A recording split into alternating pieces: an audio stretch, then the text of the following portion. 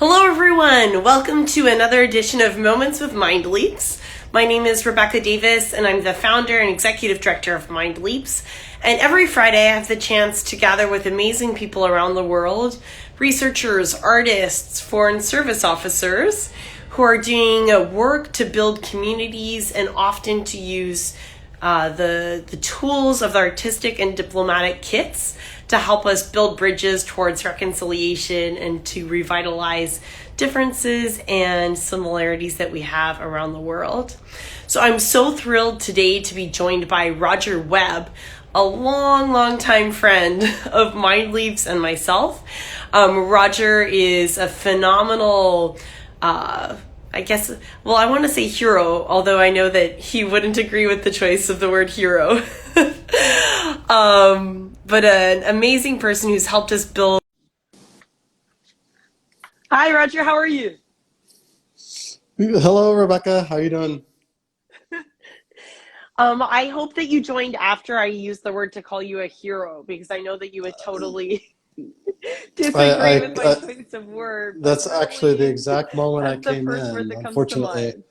Yeah, it's going to be all downhill from here. I don't know what we're supposed to talk about at this point. So maybe we should just pretend I have technical difficulties and hang up and call it a day and let people believe. Then people are going to Google hero Roger Webb. Yeah, they won't find anything.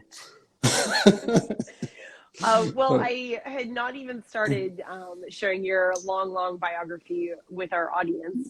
Among other things, Roger has a degree from the University of Missouri in Violin Performance, which we always cite as your first accomplishment because that might need to be all of arts. But actually, that's just alongside 18 years of work in foreign service with places like Iraq and Rwanda and currently Peru, although outside of direct work right now. And all of these different phases have come into making you a huge connector to so many of us working in the field, but also somebody who we look up to and look to words of caution, words of guidance, and words of encouragement from. Roger, thank you so much for spending some time with us today. We really appreciate it. Well, you know that anytime MindLeaps calls, that's the one. You're the one person that I will always pick up the phone for and do anything you ask. So I'm just happy that this finally worked out, that we could share this time together and maybe let other people see some of the time we've had working together and some of the things we hope to do. So. Thank you, Roger. One of the things that I think, is so interesting and so fascinating is how you've gone from a passion for music and the arts to build such a multifaceted career.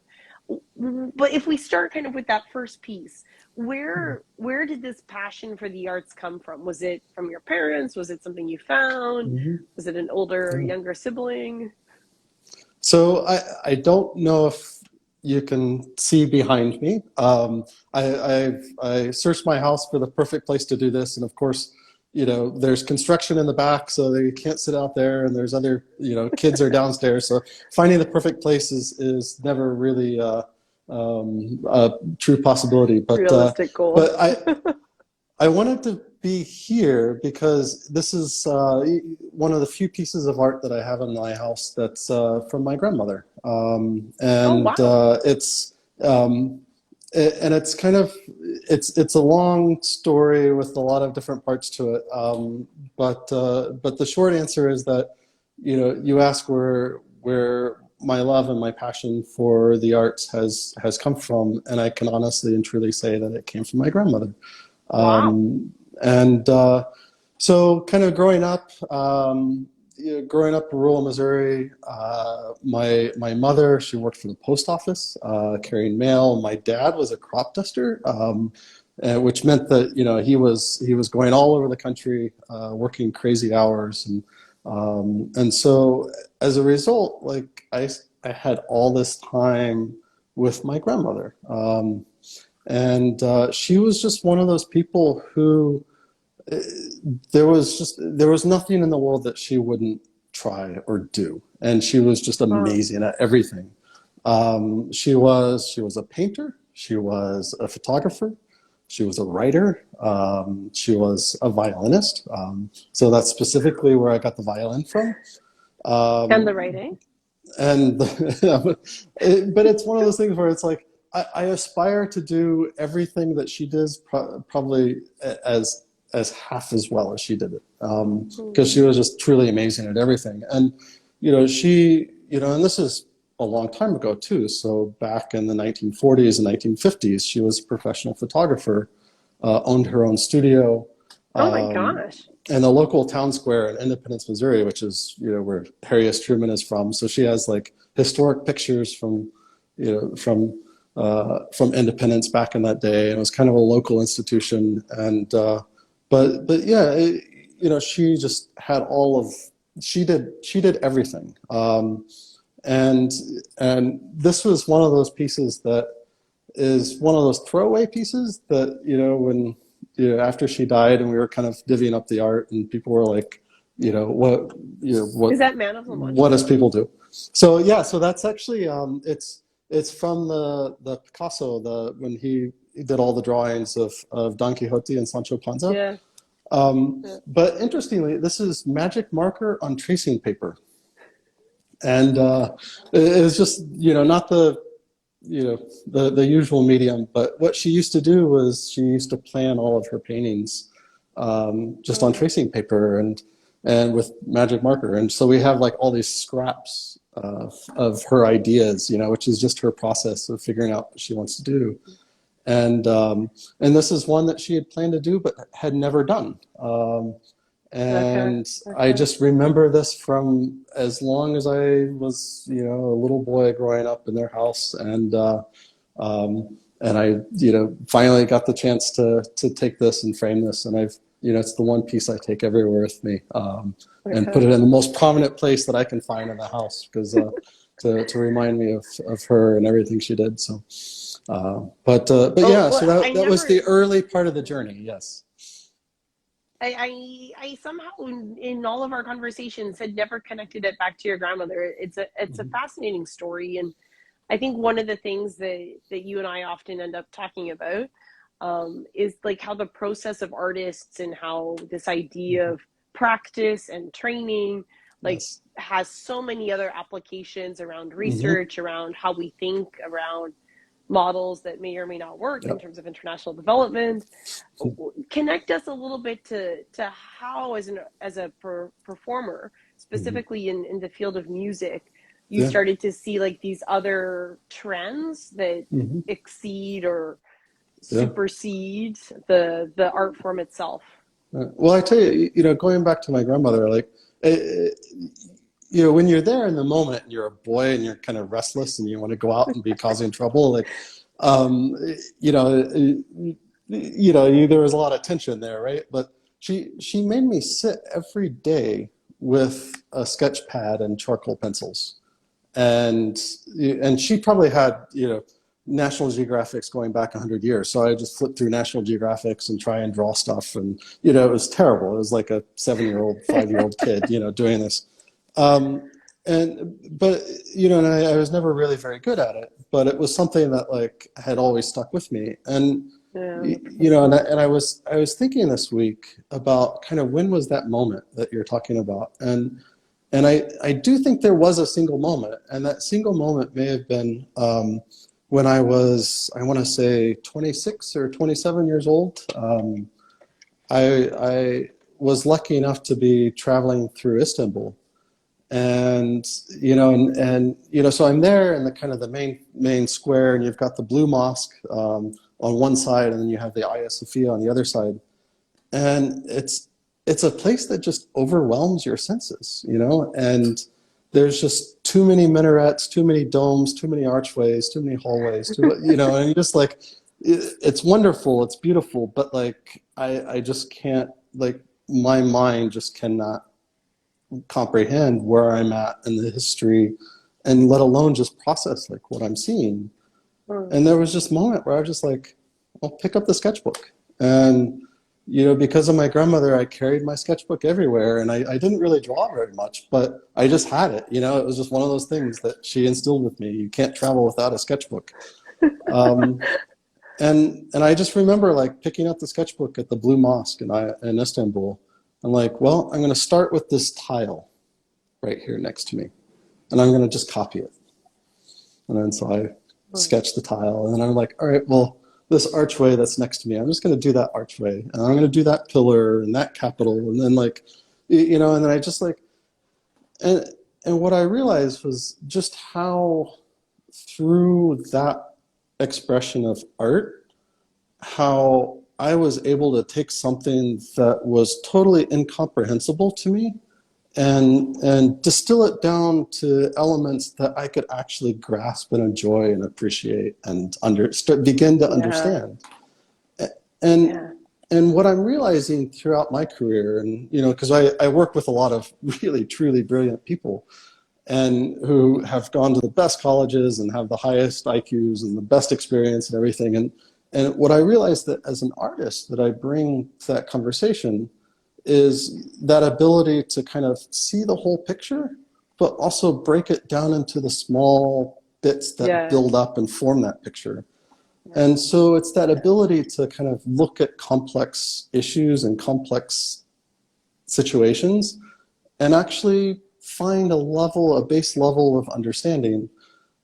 Same way with, I did with the Blue Mosque in Istanbul, like when we're, in Rwanda and we're talking about how to engage, certain people from certain communities, or, when we were in Iraq trying to build up the local government, like those things are really, really overwhelming when you start to think about it.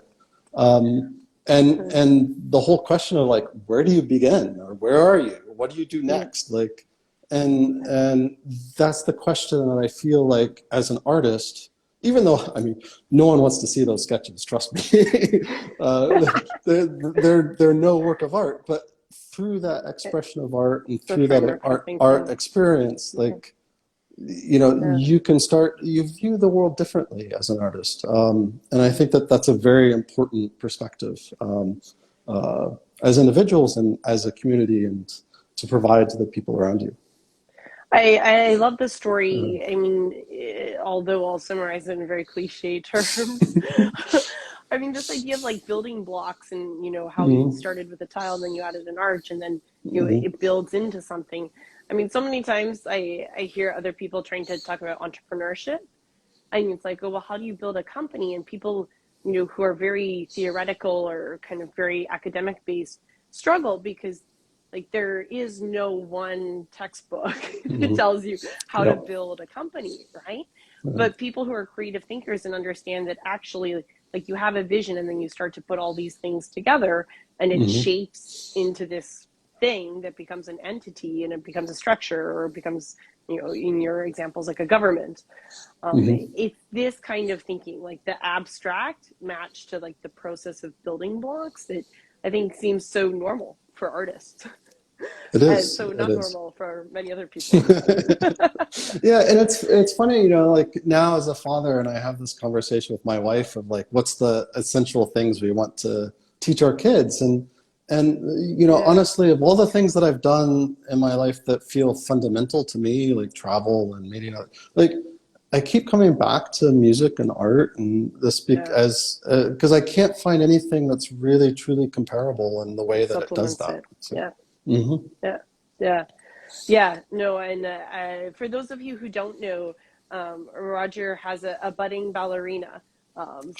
We are, although we might not get to see your sketches, Roger, we're okay as long as we see the masterpiece of the little ballerina. So no, she's amazing, and I just can't say enough, and obviously bias as a father, but as an impartial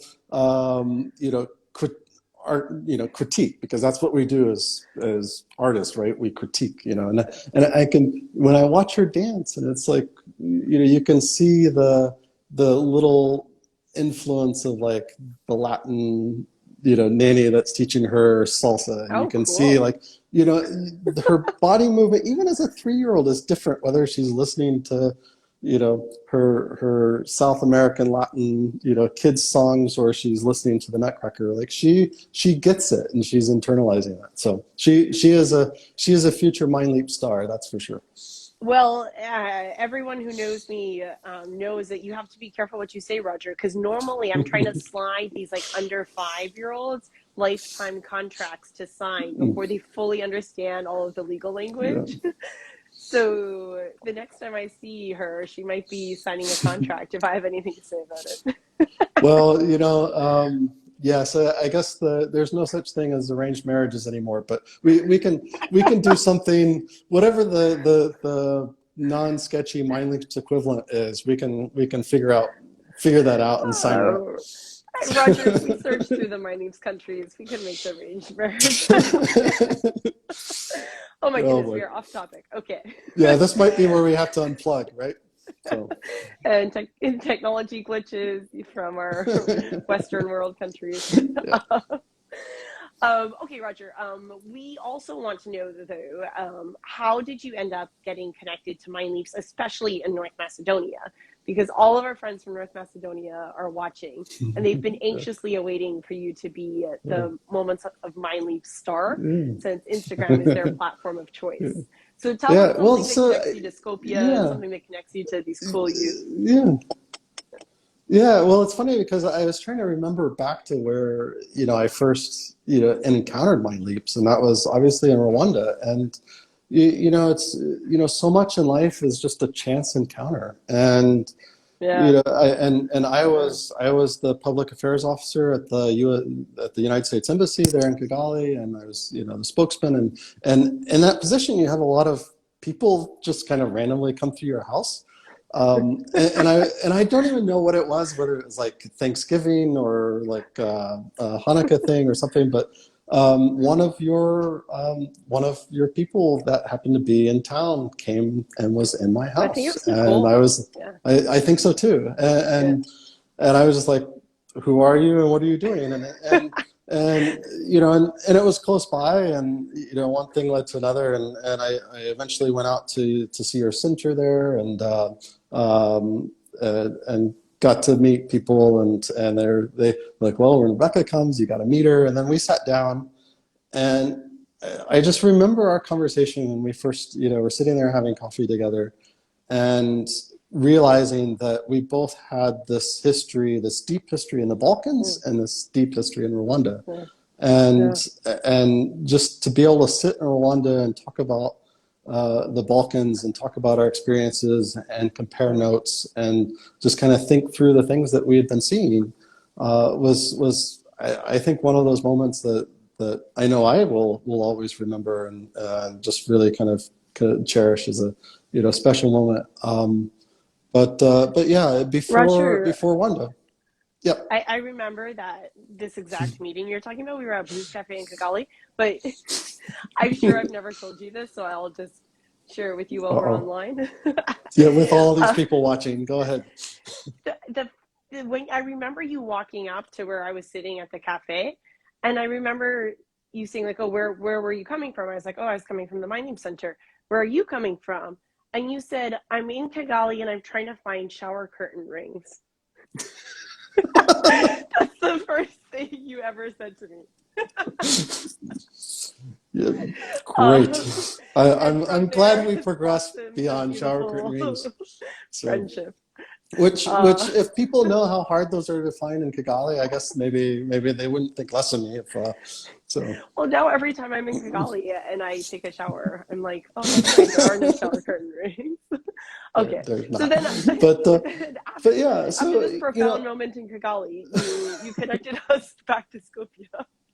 Yeah, so I mean, the Balkans are a place where they're just one of those really truly special places in the world where you go and you just instantly have such a strong affinity for the place, and you it's so easy to I've always found just to connect with the people, to connect with the land, and the history, and it's one of those places that once you go and you truly experience, you will always go back to. And I I started out in Morocco as a Peace Corps volunteer, and then I kind of traveled after that, and I took the ferry from Ancona in Italy across to Split, and I got off in the boat from Split in Croatia, and I've never looked back, really. Wow. From that very moment, I've just have always felt at home in that region. And I wanted to stay in Split forever. And unfortunately, at that time, the economy wasn't such that, they could really support a foreigner living in Split. So I ended up going from there, found a job in Ljubljana in Slovenia, and just, taking every opportunity to travel through the region and to learn more and to see as much as I could, and to sit with, in Croatia, they have the ladies that at every kind of port of entry or bus station or something that are coming to sell you I call them the sobe ladies, because they want to, sell you a room, right? And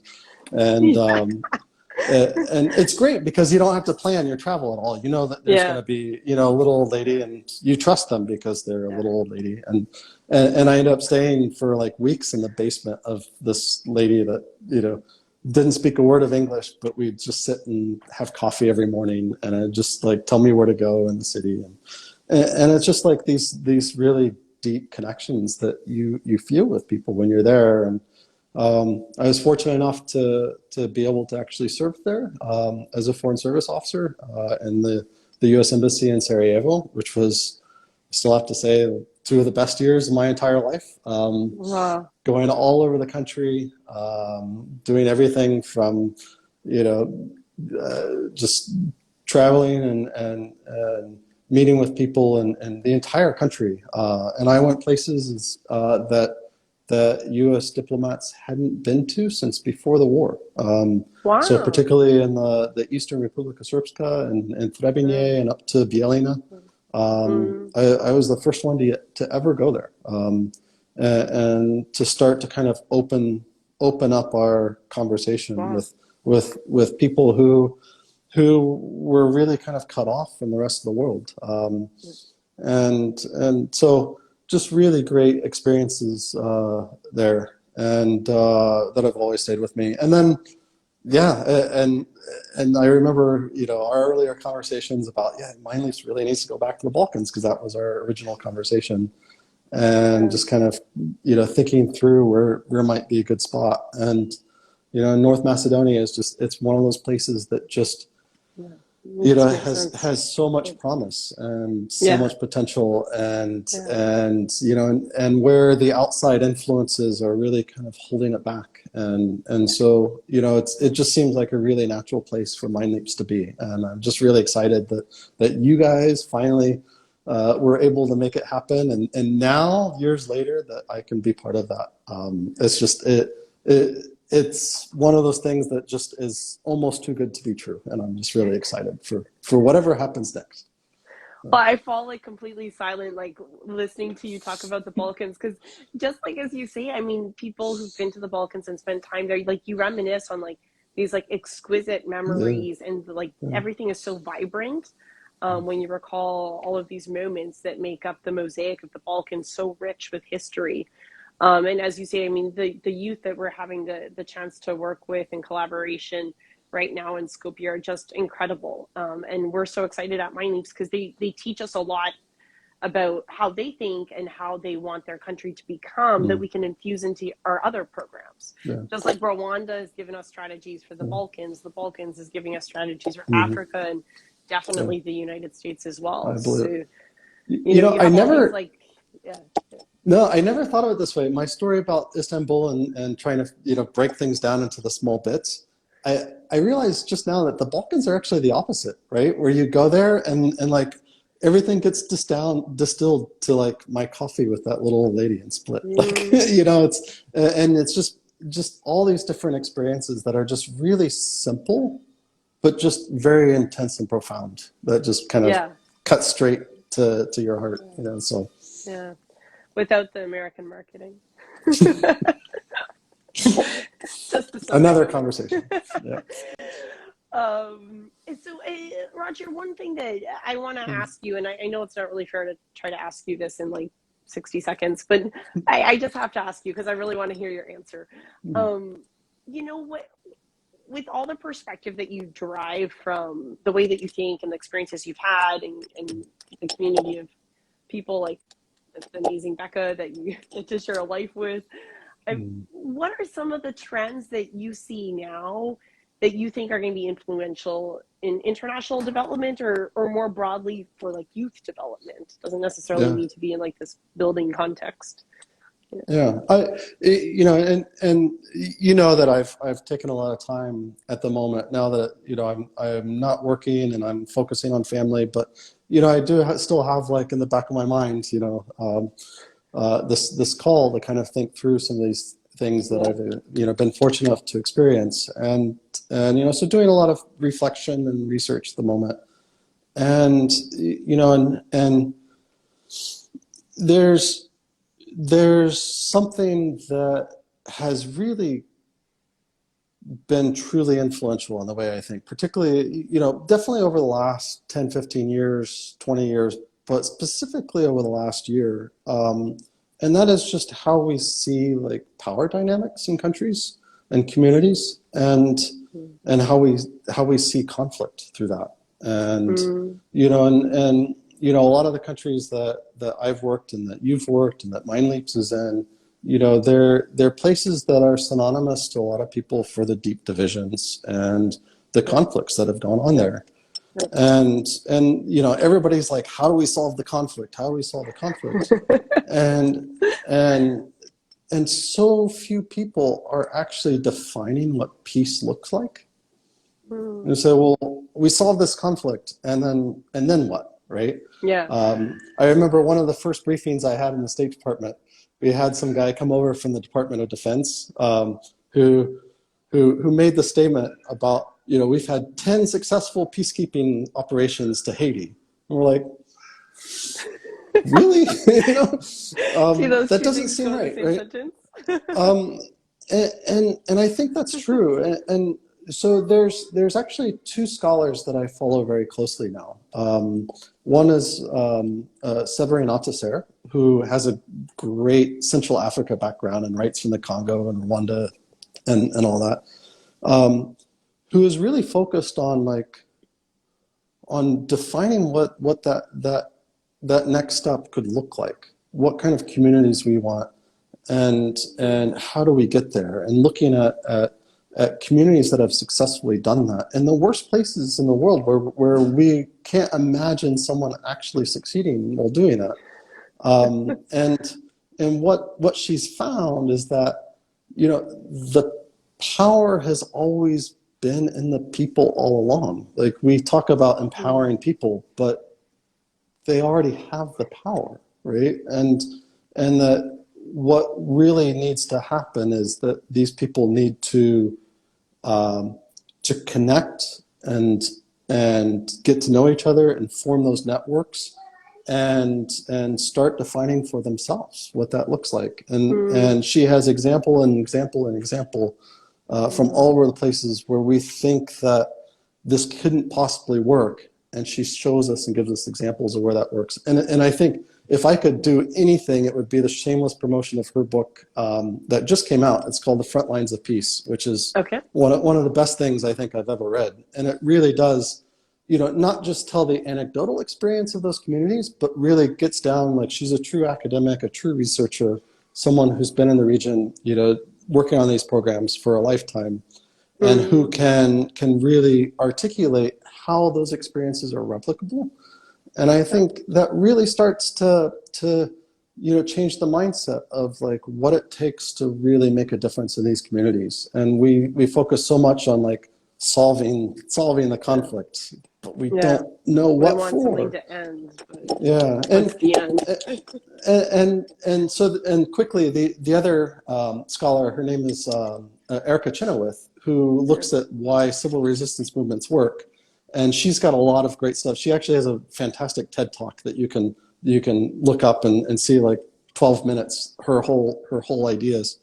But you know, and one of the things that she has shown is that the threshold for participation is actually really, really small to achieve peaceful outcomes. And really, like, what you can do with 3.5% of a population is incredible if they remain peaceful and organized and sustained. And, you know, and so she really kind of helps to outline even further, like, what that takes to get there. And so it's just these two researchers looking at this, and, you know, you go into Amazon or to the bookstore and you try and look at these conflicts, and it's so much focus on stopping the fighting and ending the conflict, and so few people are actually defining what that piece is. So. You've cited both of their works to me in the past, and I think one thing that's really stuck with me in kind of thinking about how you've told me about them is that, you know, first of all, they don't underestimate or obscure the complexity of how big these problems really are. And yet also they've done enough really diligent homework to come up with really clear, specific things that work and are achievable and in many cases measurable. And I think so often, like, the international development world specifically likes to fall on the two sides, right? It's like, this is so complicated, we can't fix it anyway. Or like, oh, we found a very simplified version of what we think is the truth that we can use and fix this. But these researchers are somehow able to wrap their heads around the complexity and also the possibility of true solutions within that, which is really outstanding. Yeah. Well, it's you know, it's really quite simple though, because, like, you know, the science that shows that women participation in peace negotiations leads to sustainable outcomes exponentially more than when they're not included, right? Like, that research has been there for a really, really long time. Yeah. And so, like, what they're saying is taking that next step of showing, like, you know, if you don't include the stakeholders, and the stakeholders have that power, that's how you really achieve that. You have to involve those stakeholders and let them exercise the power that they have within them. And that's how you find these sustainable solutions. We will certainly, everyone in the chat is like asking, like, what's the name of the book? Where's the TED Talk? We will put all of the links. I see that it's a front line piece. Yeah, so. But, we'll provide our academic reading list as suggested by Roger in the follow-up to our interview about shower curtains. Just to make sure it's as mosaic-like as possible. Yes. Roger, as you know, because this is our history together, we could go on and on and on and on. Oh, that's true. And then everyone at MindLeaps would be like, oh, we don't believe you anymore when you say your interviews are 30 minutes. So Roger, let me find a way to conclude this right now, at least in front of our audience. So looking forward to continuing it in so many different ways with our team in North Macedonia and beyond. And a huge thank you for what you continue to do for MindLeaps, but more broadly, what you're doing for the next generation of thinkers in the world of international development and foreign service. So thank you. Well, thank you. And it's just, MindLeaps has such a wonderful approach and a wonderful way of doing that as well. And it's just been a great journey to learn as much as I can from you and try and apply that everywhere that I can. So always a great learning adventure with MindLeaps. So. Well, it's vice versa too, Roger. You make our work better. So we're very lucky. Okay, a huge thank you so much, Roger. Gracias, Dravo, Hvala Liepo, Hvala Puno, Mercosi. So, don't know how to say that in your other languages. That's where the world learns how we mishmash all of the languages from all the places we've been, which is a specialty of us. So, thank you so much, Roger. Talk to you really soon. Thank you. Of course. Have a good day. Great. Thank you.